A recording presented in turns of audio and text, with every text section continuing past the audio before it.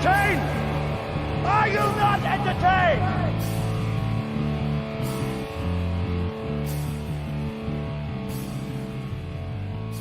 Welcome back to the Whiskey Jedi podcast. Thank you so much for joining me this evening. My name is Jake Berland. I am the Whiskey Jedi. It is Tuesday, February 4th. We're in a brand new month of 2025 already, which seems crazy to think about. But we are here, second month of the year, and we're here with some very, very cool news today. The Fantastic Four trailer finally dropped. We have a new Marvel trailer and movie to discuss, even more than we had before. And I cannot wait to do it tonight. We're gonna dive into that trailer and answer any questions you guys may have and discuss all of the theories that are coming with it. Thank you guys so much for joining me. I'm excited to be back. I missed last week. I was sick, like crazy sick. It hit me hard too. Unfortunately, our whole house got it, and Bo had it pretty bad for about a week. He was struggling, stuffed up, runny nose, a pretty bad cough. I felt so bad for the poor guy just because he can't do anything about it, right?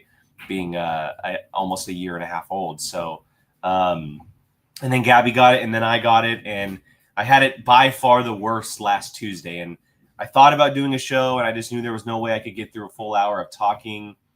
And then I thought to myself, okay, well, maybe I can get to Wednesday. And there was no way I was getting to Wednesday with the way I had been feeling. So unfortunately I had to cancel last week, but we're back and I'm excited to be back. You can kind of still hear, I'm still dealing with a little bit of congestion, some mucus in the throat and whatnot, but, I'm feeling much better than I was. And so I'm excited to be back, and thank you guys for joining me. Stardew, John, I see you guys in the chat. To anybody else who may be here, appreciate it. Hope you guys are having a great start to your week. Yeah, look, I'm going to leave the majority of the show for the Fantastic Four trailer.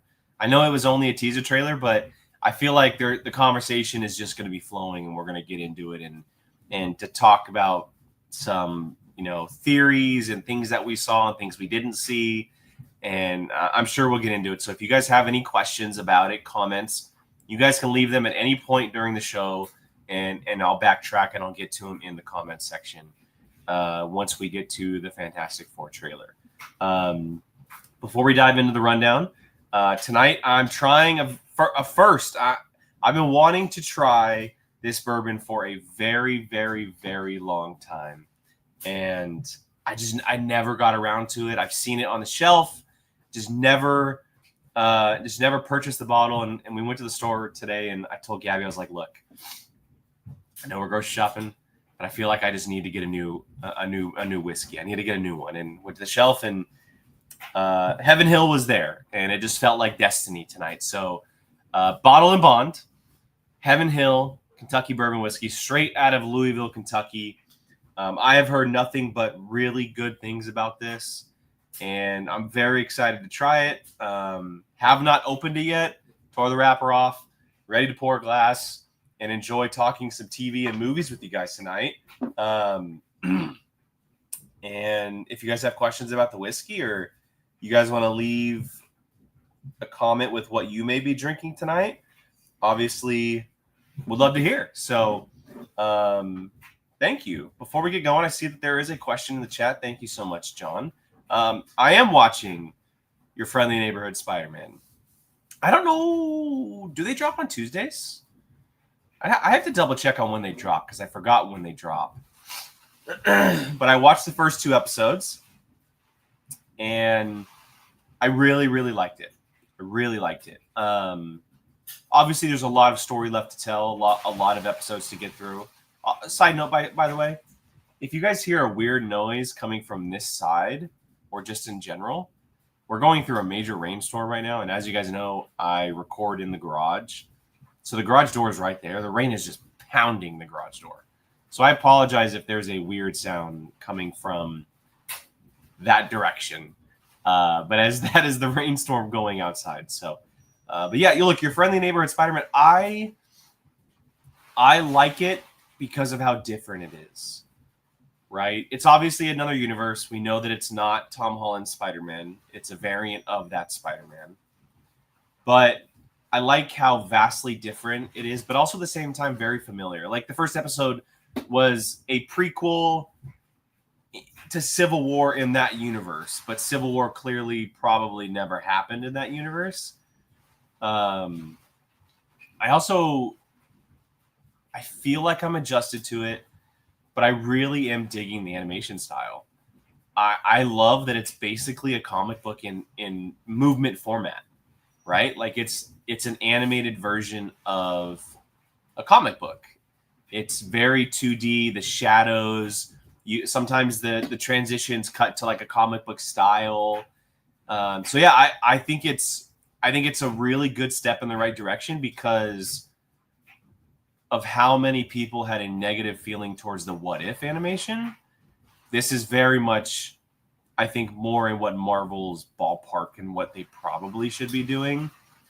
I didn't have like super harsh criticisms against What If, but at times it can be too much.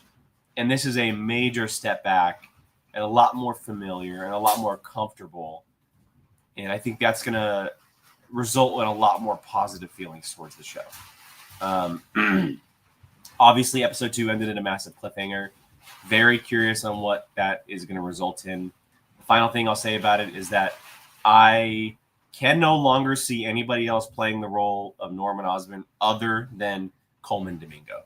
So I hope to God that happens because, wow, that would be amazing. All right, let's get into our first topic of the evening. Again, like I said up top, I'm going to try to buzzsaw through a couple of these so we can get to the Fantastic Four stuff. Again, if you guys have questions, leave those in the chat. I'm going to try my Heaven Hill. I'm going to enjoy my Heaven Hill because I know for a fact I'm going to like it. And then we're going to get into our conversation tonight.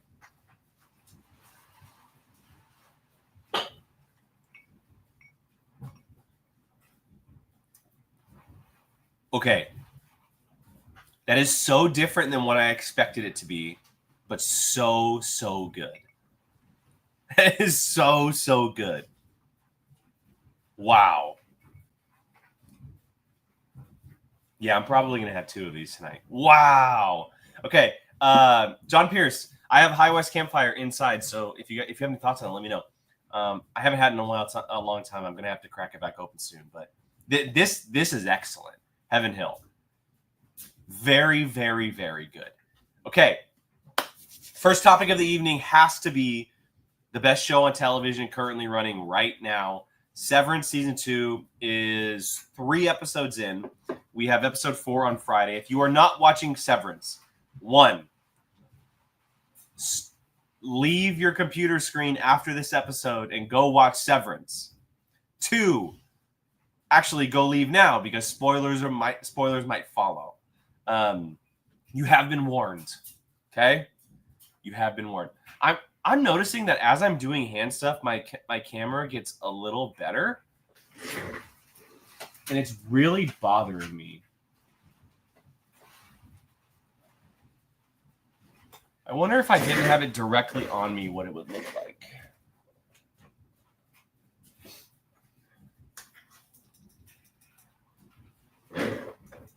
That's too bright. Sorry, guys. We're figuring it out as we go.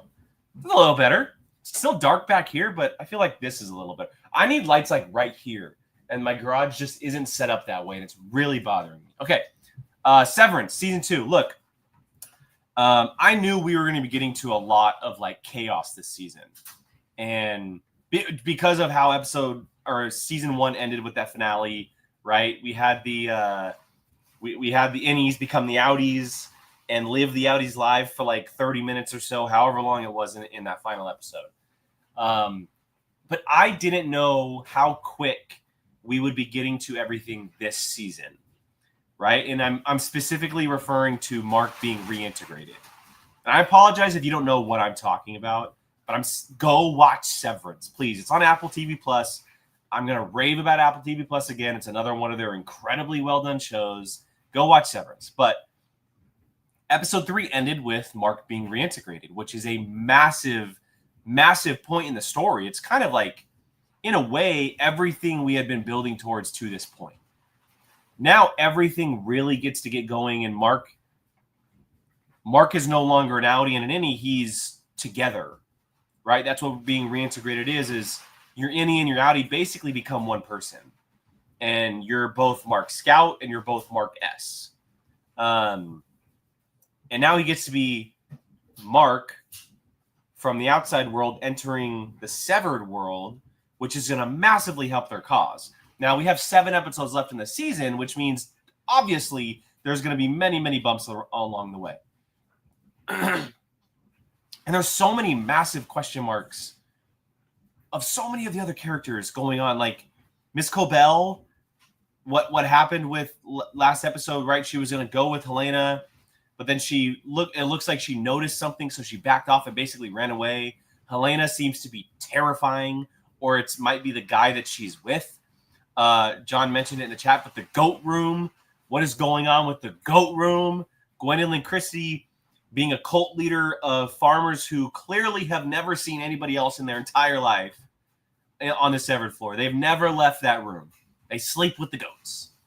And it was very clear in that episode, and I loved it. I hope we see more of them. Mr. Milchek, the opening scene with Natalie and Mr. Milchek and the blackface art that he received, right?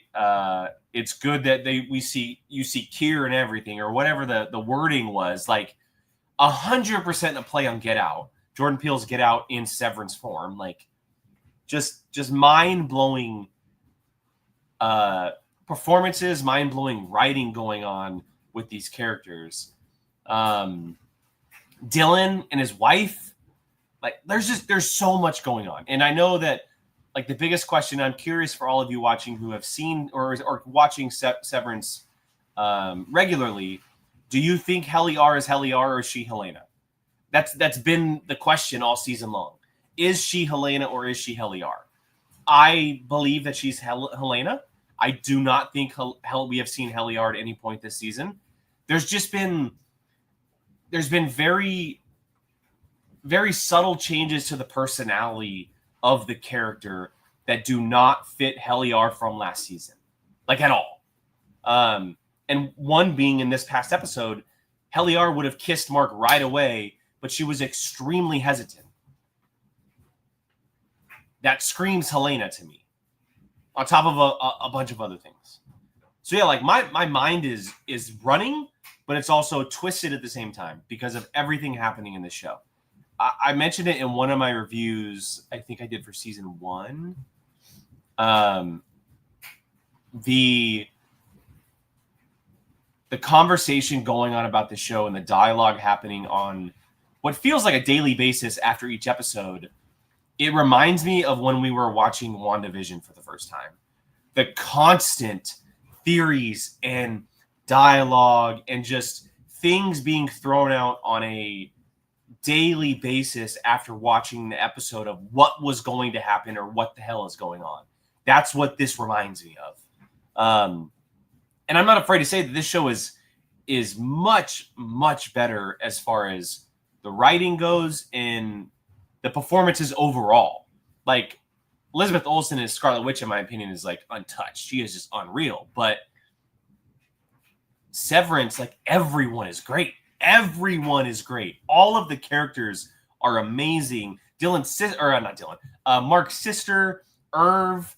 I mentioned Helena and Mark. Miss Colbert. Like, it's such great television. So if you are not watching Severance, please go watch Severance. You will be hooked almost immediately on what's going on. And I cannot get enough of it. It's been great so far this season. I look forward to it every single Thursday night. And I'm so excited we're already at the point we are because we are moving light years faster than we were in season 1. And it's making the season very, very good. So yeah, I hope everyone is watching. If not, please give it a shot. It's great. John Pierce, every department is so scared of each other. 100% they are. They've all been told these stories of the rebellions, right? Like in this episode, they asked if they had pouches, right? Because they're told that they have pouches and their larvae kill their enemies, essentially. John Pierce, crazy how different Dylan's wife is to any versus Audi. I think they're going to start dating. 100% I think they're gonna start dating, which is so weird. Derpy Entertainment, Jake, what's up? Thank you for being here. Appreciate it. Booze, I have no clue what's gonna happen next. Yeah, man, Mark being reintegrated is a big deal. So I'm very excited. All right, let's go ahead and move the show forward to topic number 2. Sorry, Kylo's pacing back and forth. I feel bad for the guy. He's locked in here with me right now. I might text Gabby to grab him. He might be getting scared of the rain outside because it's so flippin' loud in here. All right, Gabby, if you're watching this, please come grab Kylo. If not, I'll text you in a few minutes. Topic number 2 of the evening. I have to talk about Jurassic World Rebirth because this movie right now, over the last week, has shot up my anticipation charts so fast. Like so fast because they're doing such a great job of marketing this movie. So just a little backstory on this film. Let me take a sip real quick. So Jurassic World Rebirth is in a way a reboot sequel to the previous Jurassic World films. Brand new cast, brand new creators, brand new story, a whole new beginning for the Jurassic Park / World franchise. It's set 5 years after Dominion, which was the most recent Jurassic World film directed by Colin Trevorrow. It had the Park and Worlds combined. And it stars Scarlett Johansson, Jonathan Bailey, Rupert Fiennes is in there, and Mahershala Ali. And it's directed by Gareth Edwards, who did Godzilla.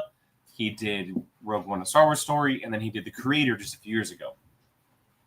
It's coming from the original writer of the original Jurassic Park film. And over the last week or so, the marketing has been spectacular. Not only have we gotten a whole bunch of new images that make the movie look phenomenal, like really well done.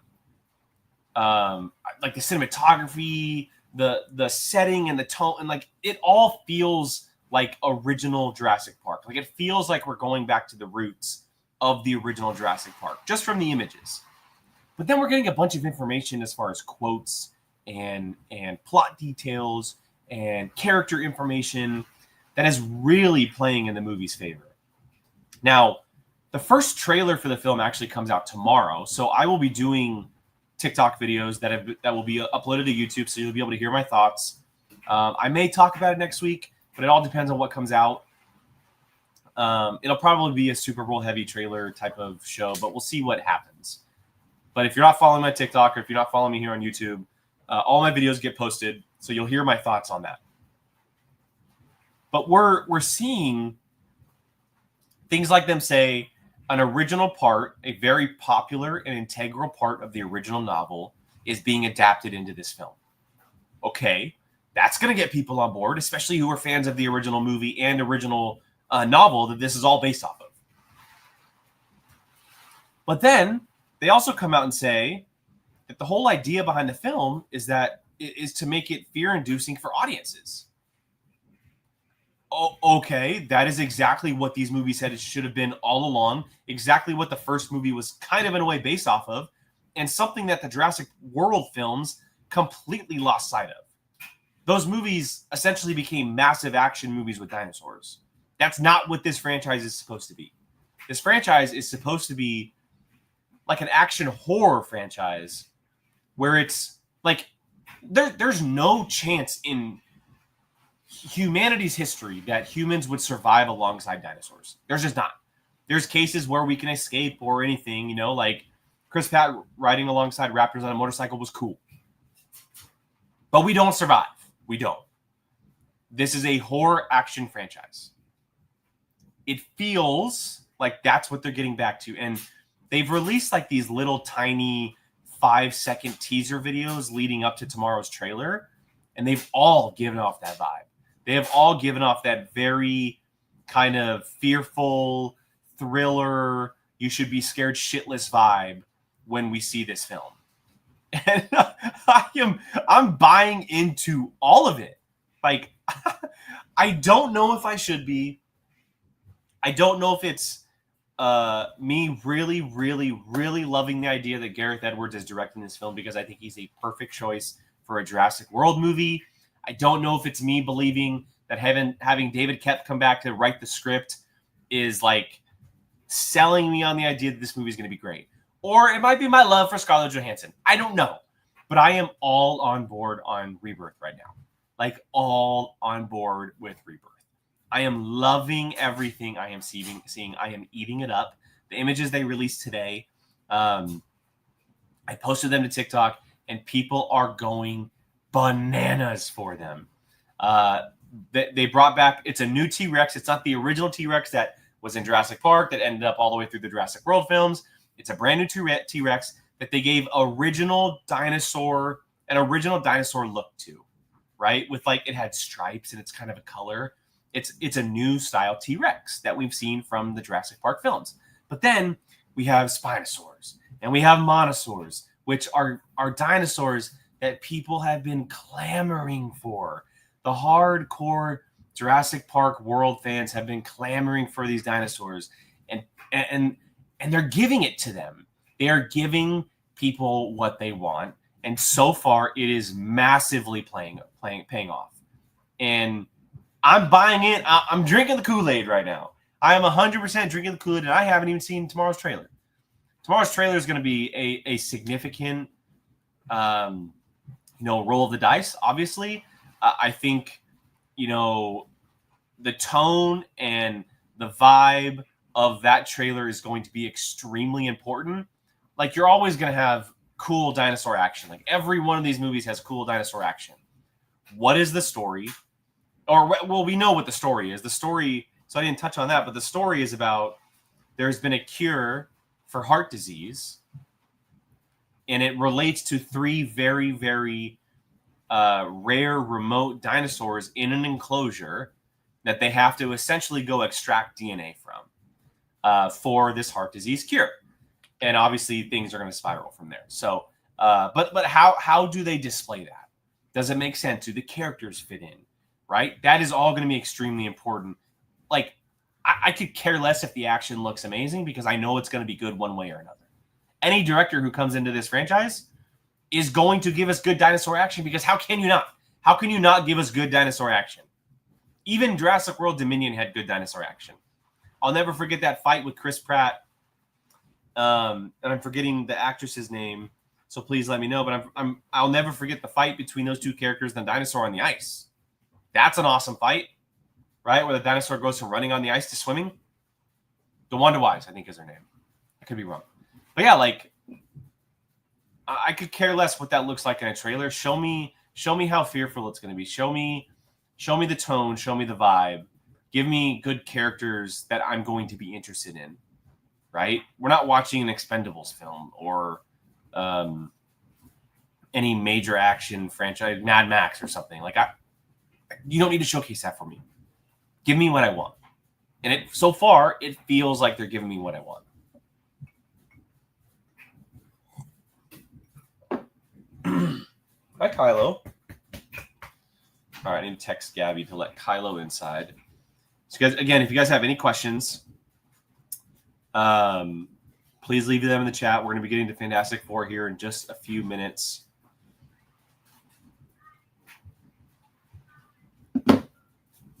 But yeah, look, Jurassic World Rebirth, high up on my list right now. Very, very excited to see this, and I cannot wait to see this trailer tomorrow. I think it's going to be a very, very important trailer to release. I think fans are either going to really not like it or they're going to love it. So I'm super excited to see what it looks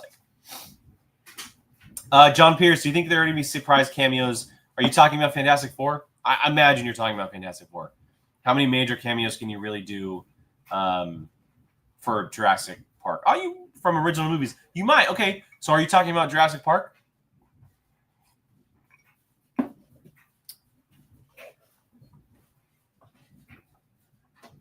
Okay, so do I think there's going to be any surprise cameos from the original Jurassic Park and Jurassic World films?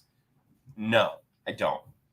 I think So I actually said like last year or so when this film was announced that, and again, no one had been attached to it at the time.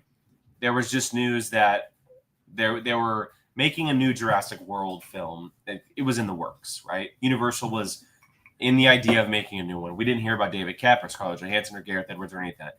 When I had heard about it, I was like, no. This franchise needs like a 10-year break. Like, please do not make any more Jurassic Park movies for right now because of what they did with Dominion, because of what they did with Fallen Kingdom. I just thought that the franchise had lost its way. And I think they really want to do their best to separate themselves from those films. And not only that, but Jurassic World, multiple movies in the Jurassic World films used cameos to their ability. We saw Ian Malcolm multiple times, right? And then we had Laura Dern show up in the last one. I don't know why I'm forgetting his name. Oh my God. I'm forgetting the main character's name all of a sudden. Sam Neill. Sam Neill showed up in the last one. Like, I think the cameos, I don't need Bryce Dallas Howard and Chris Pratt in these movies. I wouldn't be surprised if at some point we do see them, because we know a lot of this movie is based on the fact that Earth's ecology has changed because dinosaurs are back in the world, but our ecology can't support them. And it has to do with the human dinosaur balance, obviously. So there's a chance that they could show up, but I don't think so. I think that we're going to try to really separate ourselves and give something new and try to get back to like the old school style of Jurassic World. At least I hope. That's what I hope for. So we'll see. But I would say no. If I'm going to put a bet on it, I'd probably say no.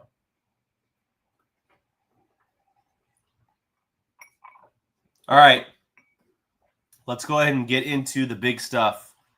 Again, if you guys have thoughts, questions, theories, please let me know.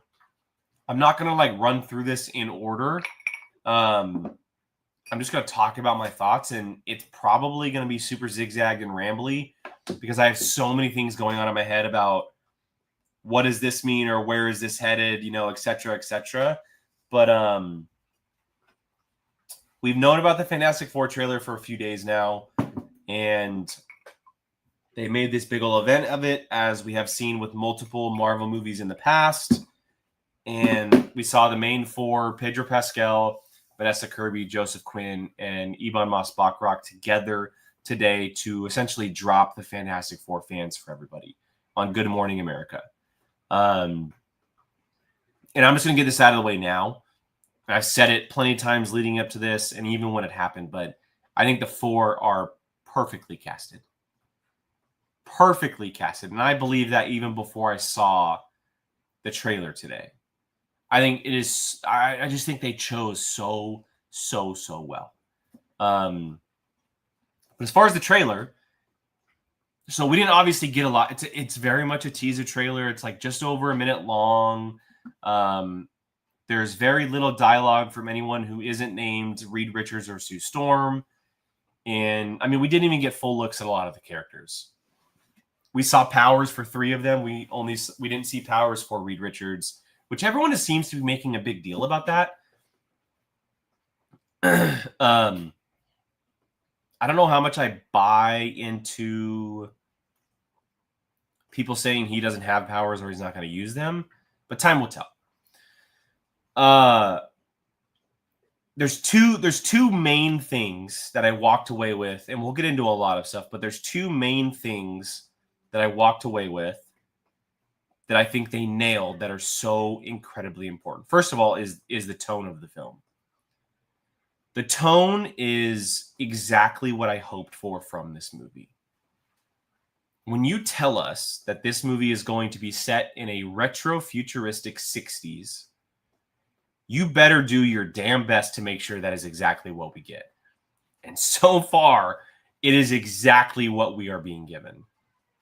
And that goes from, obviously, vehicles are a big thing, right? We see the fantastic car, we see the rocket that they go up in, much more advanced than you would think for the 1960s. But we have to remember that this is an alternate universe. This is a different world. This is not the prime timeline. This isn't Earth 616. This is the Fantastic Four world. So that's the biggest thing that I'm noticing right now, is that they are nailing the tone of this movie and the whole idea behind this movie. The setting, the tone, just the feel and the vibe of it, everything. Like, it screams retro futuristic CC, from the way they're talking to the ratio sizes on the screen, obviously the costumes and just the overall look of the people and the world that we're in. I'm starting to become obsessed with it, the way it looks. Like, I love, it's everything I wanted a Fantastic Four project to look like. The second thing, and it's never really been confirmed, but we've talked about it, we've theorized about it, is that Sue Storm would kind of be like the totem pole for this film. She would be the single pillar in the middle of everything for the characters in the story. And I completely got that from the trailer. Reed Richards, just from this trailer, and obviously I could be reading into it, but he very much could be like down on his luck, could be questioning himself. Maybe they're trying to maybe they're trying some type of project, or obviously they get into a situation with Galactus or anything else that comes their way. And Reed, being the leader and the one who's the face of the team, he's always at the center of it. And so Sue, even though in the trailer she says Ben has always been a rock, Sue is the rock. She's the rock. She is the most important piece of all of this. And I, from the trailer, 100% understood that they are putting her in the forefront, that they are making her, quote unquote, the main character of the movie. It may not feel like that to a lot of people right now, because look, we are just seeing a teaser trailer. But Sue Storm is so vastly important to so many aspects of the Fantastic Four, and we never really got that from the previous movies. I think they're gonna really like hone into that with this movie, and like future stuff as well. Because Reed, if they go down comic stories and possibilities with that character, Reed goes down a path that like takes him away from a lot of things, and Sue needs to be there. Like, she has to essentially step up in a role that she was never really striving for. And I think they're going to start that with this film.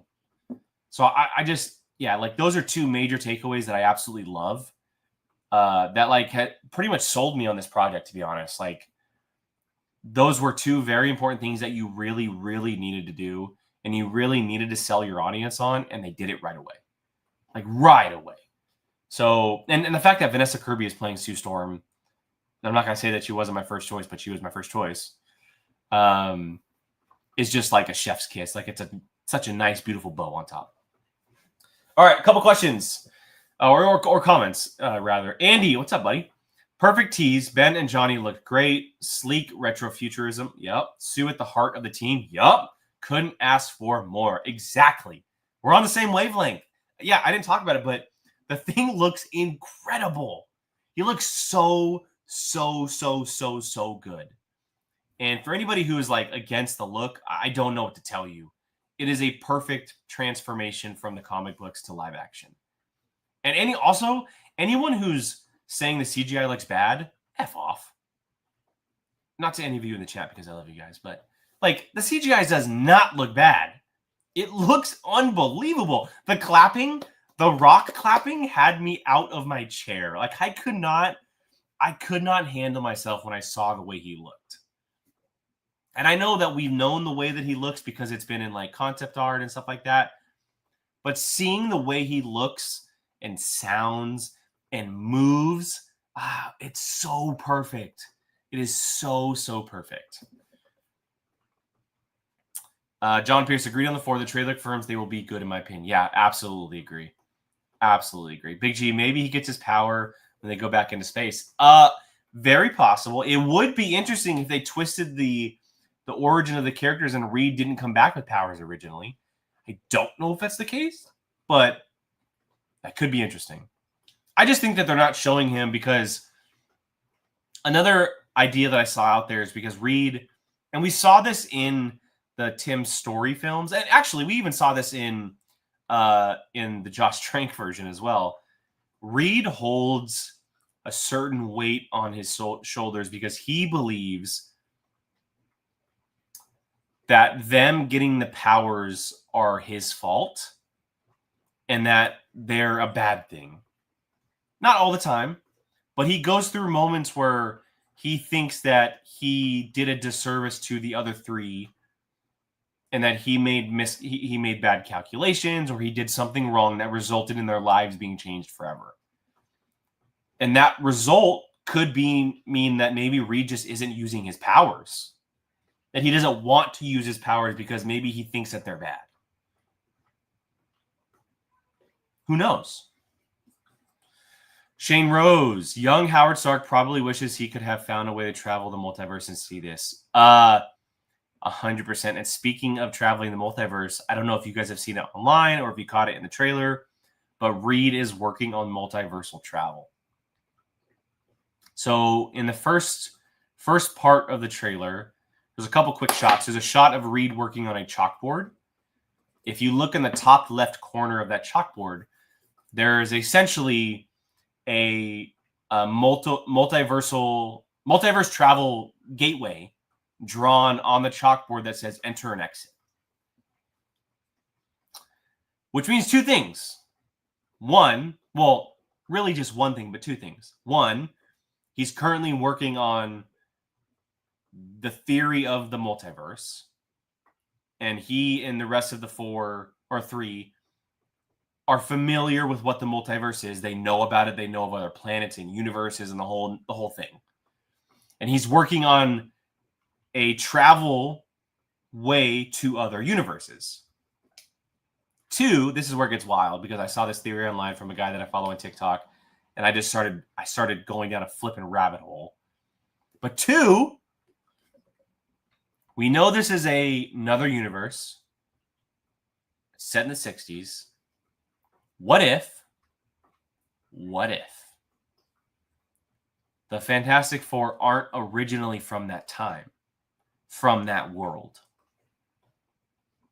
What if the first time they went up, got their powers, they got trapped in a wormhole, black hole, a universal gate of some kind that shot them into or onto that universe?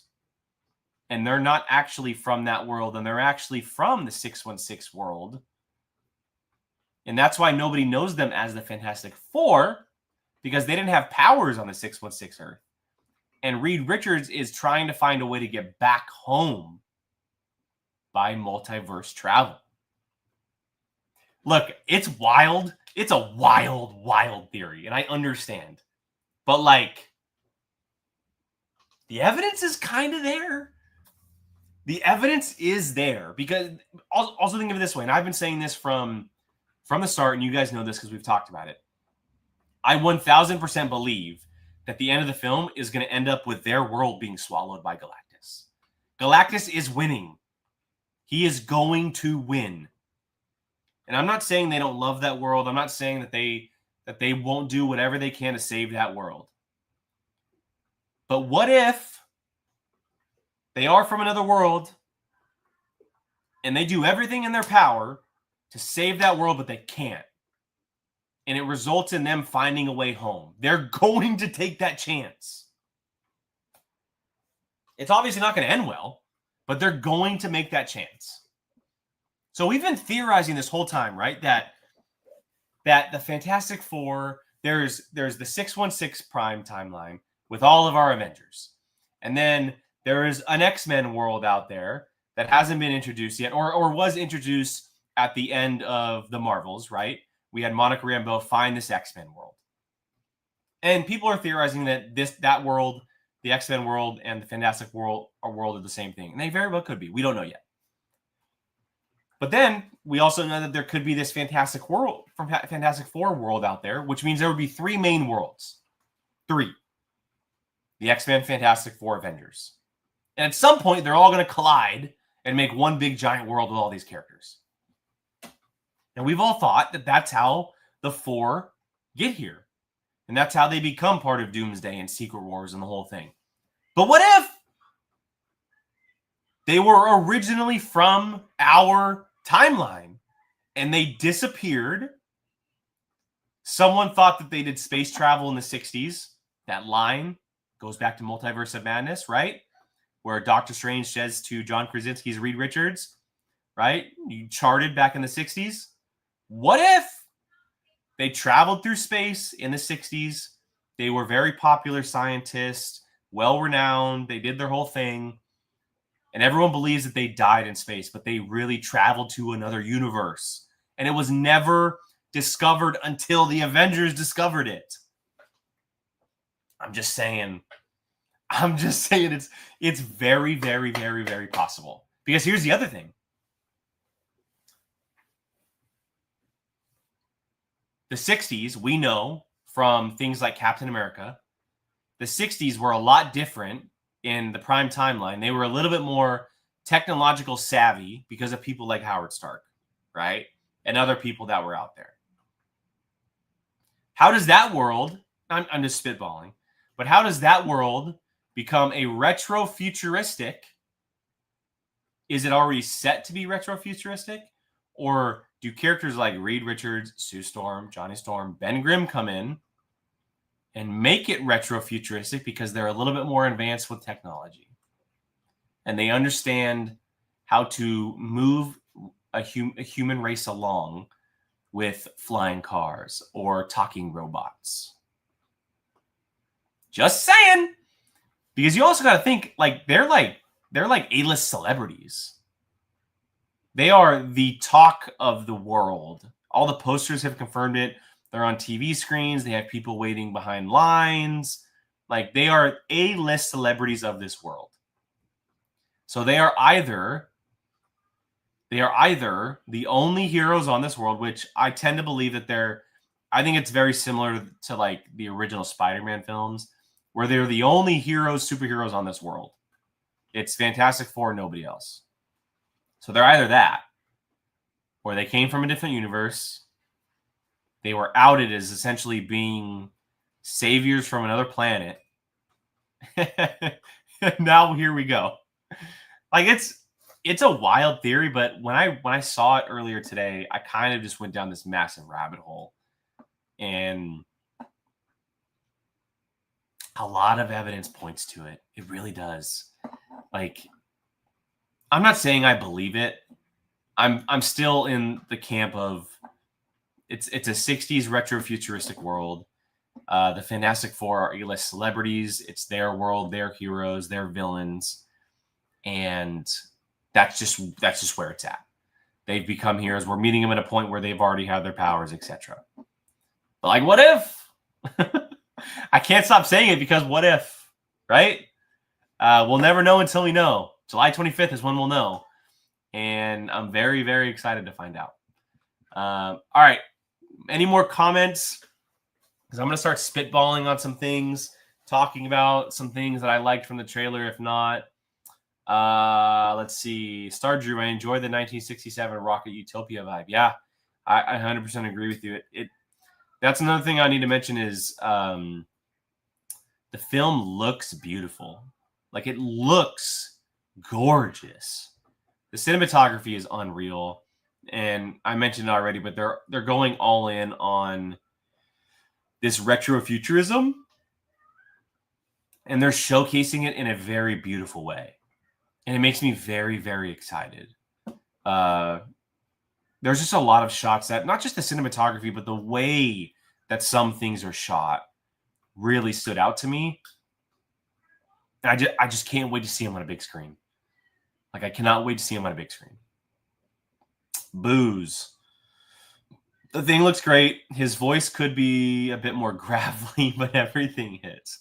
I actually like his voice with the way he looks, because look, he's obviously incredibly powerful, but if you look at this image right here on the rundown, he's not as big as some of the other things that we've seen.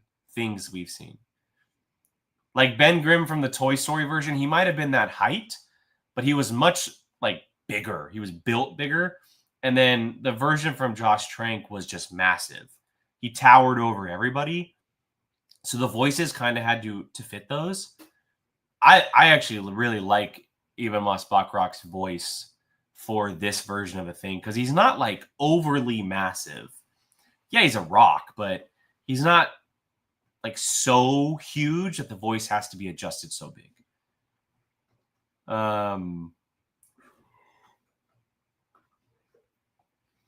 Let's see. Stardew, Galactus or Silver Surfer could make the wormhole. Yeah. Galactus could for sure. And he's obviously in this film. But they will have to bring Doom into the portal, or Doom will find his way in. I think Doom is actually already there. I think wherever a Fantastic Four team is, there is a Doom. Just like wherever there's a Spider-Man, there's a Green Goblin, right? I mean, not technically, because our Peter Parker didn't have one, at least yet. Like, we haven't got to the point where we have met the Green Goblin. But wherever those characters are, I think that there's a villain. Big G, hasn't been confirmed if Doom is a Tony Stark variant. So I don't think they have like outright said it, but I think it's basically confirmed that he 100% is. I know that they did, in fact, say the film will explain why he looks like Tony Stark. So they're actually, to that point, Big G, and thank you for bringing that up. There actually is a possibility that this Doom became familiar with the multiverse, right? Because that happens in the comic books. We know how powerful Doom is. This Doom became popular with the multiverse.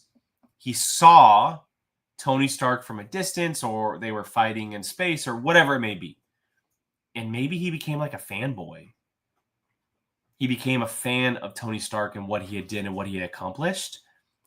And Victor Von Doom, being the scientist that he was or is, maybe he changed his appearance.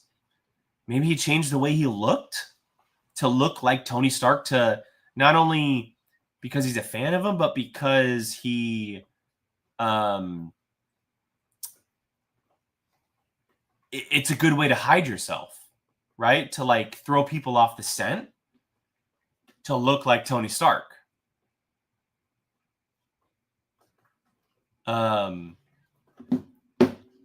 Yeah, that did catch me off guard when they did say that the film is going to explain why he looks like Tony Stark. I mean, it could be as straightforward as I'm a Tony Stark variant.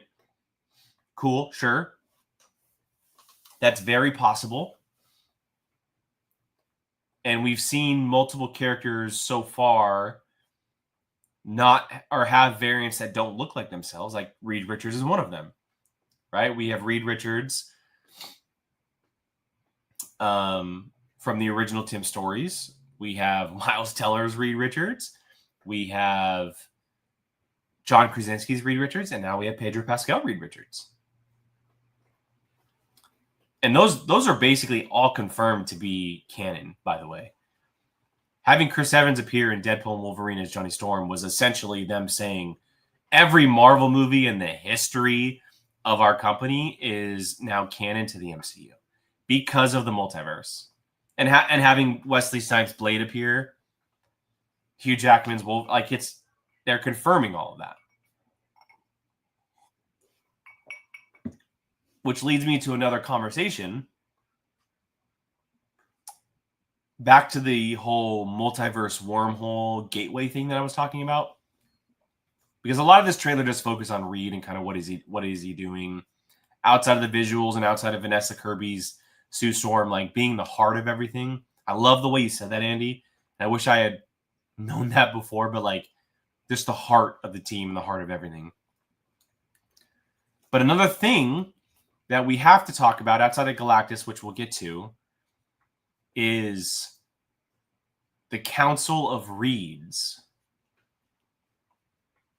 It plays a very, very important role in the comic books. I have no doubt that they're going to tell it at some point. But do they tell it this early with Doomsday and Secret Wars coming? I doubt it. But the argument you could have is that the Council of Reeds will help them in that situation against Doom in Doomsday and Secret Wars. We know from conversations by the director, the writer, the cast, and this has been revealed, this isn't really spoiler territory, but Reed Richards is essentially working on a multiverse gate. We saw that on the chalkboard. It was confirmed by the director. And while that multiverse gate could take them to somewhere like Earth 616, etc., and it more than likely will at the end of the film because of what happens with Galactus, you have to test this. And what if Reed tests it because he doesn't want other people testing it because of what happened to them in space? And by testing it, he comes into contact with the Council of Reeds.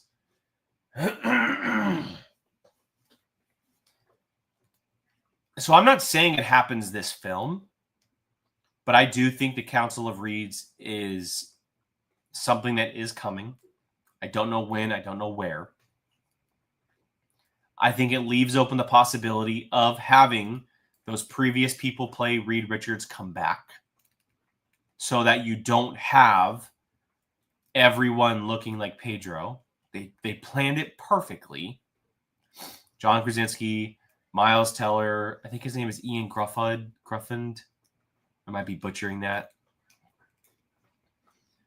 But having a Council of Reeds, 4 of them at least, and Pedro Pascal's Reed Richards is the one who basically initiates it. And this is also another point that I'd like to make is that, and I don't know if this is Kate, I'm just kind of like pulling a thread here. I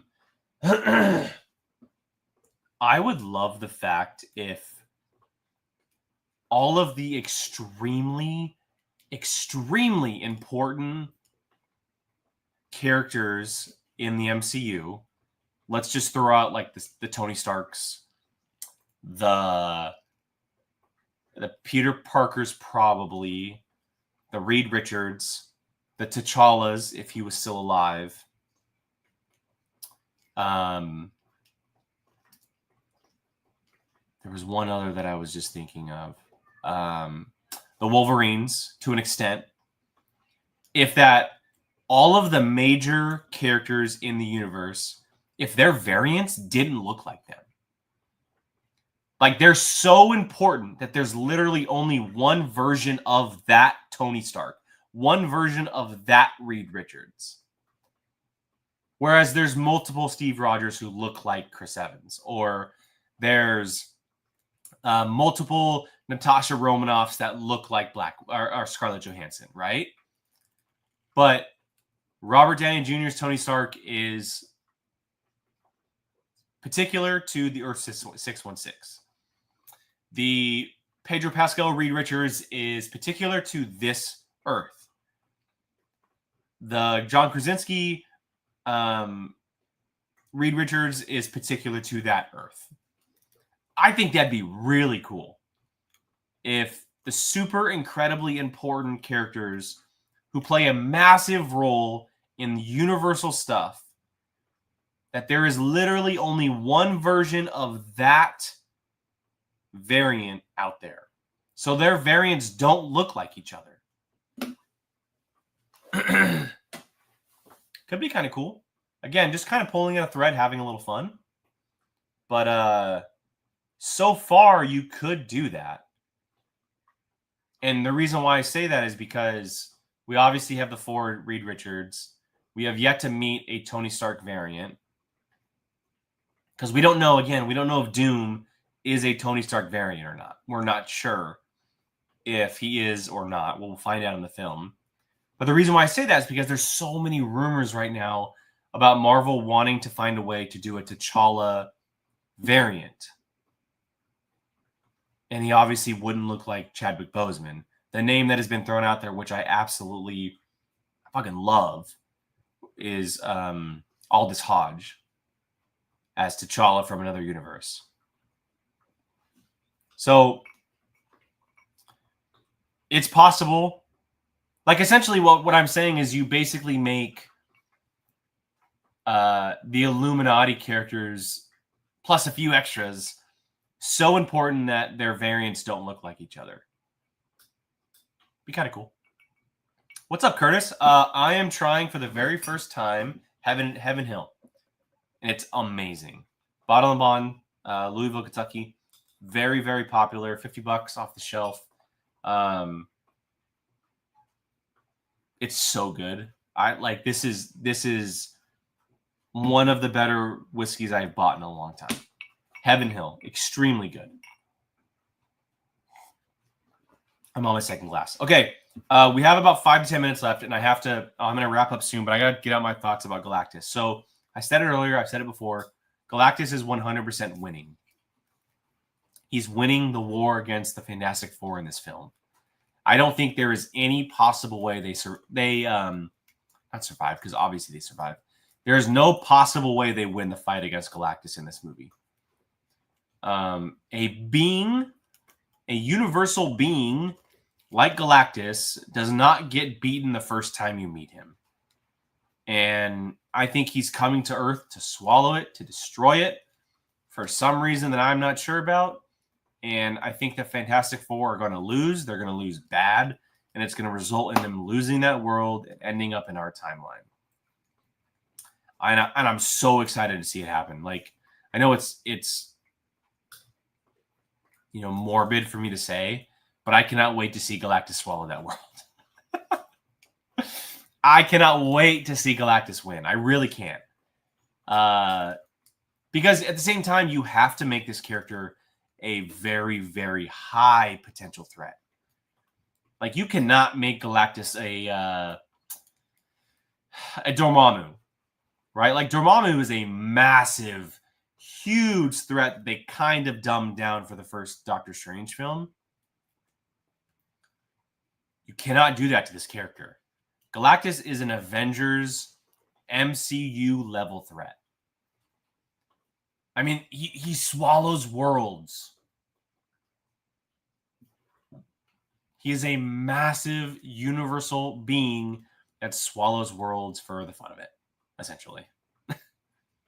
You have to make sure that he is that he's feared, that he becomes a threat, and so much so that the Fantastic Four take it to the Avengers back on our world, to Spider-Man, to the new Captain America, to Shang-Chi and Hulk and the rest of the crew, Captain Marvel, right?